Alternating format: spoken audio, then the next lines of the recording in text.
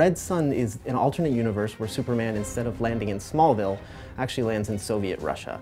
And it's the events of how he would have turned out had he been part of a communist country. The storyline is just one of the most intriguing ones. If he lands in Russia, is really what it's all about. And being the ability to add an additional 20 missions to our already robust scenario mode, I think it's going to give the players a lot of enjoyment. I thought it was genius, actually, the whole idea of Superman landing in Soviet Russia and how that impacts the storyline. When we knew we were going to be able to do a lot of skins and DC kind of gave us the go-ahead, Red Sun would have been on the top of my list. So the Red Sun pack gets you 3 versions of our characters as if they were in this Red Sun universe. You get Superman, Wonder Woman, and Grundy.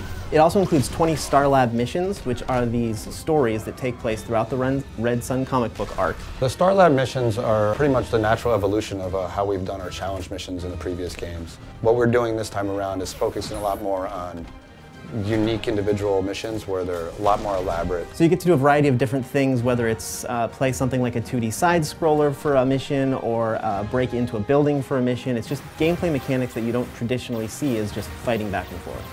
So my favorite thing about the Red Sun design on Superman is the way they took what is still a traditional costume and really gave it this militarized feel. So there's the obvious design element of the hammer and sickle replacing the S for his shield. We hold the S shield for Superman in very high esteem, and it's interesting to see, the hammer and sickle put into that S shield, and I think the graphic of that is really cool. But you also get to see these sort of dark colors and these tight stitching on his collar that really makes him look like this militant figure. We use more of an S-shields type belt for Superman, where I think in the comics it was a little more circular in design, and Wonder Woman had a type of matching belt in the comics. I think the color scheme is awesome, right? Because we have the black and the grays, and then you have that stark red against that. Red Sun Grundy doesn't actually exist in the comic book. We really wanted to expand the universe of Red Sun, so we picked a character that we thought would fit really well in there. So we added Grundy, who's this big communist sort of comrade friend. Red Sun Grundy has a few things that are different and I thought were really cool to add in that gave that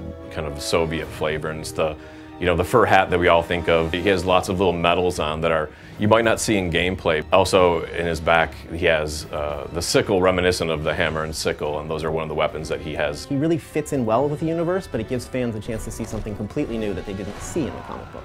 Everyone around here sort of knows that Superman is my favorite character, so even though it deeply pains me to see that hammer and sickle on his chest, he's my favorite because he'll give me a chance to really beat the crap out of this Soviet Superman.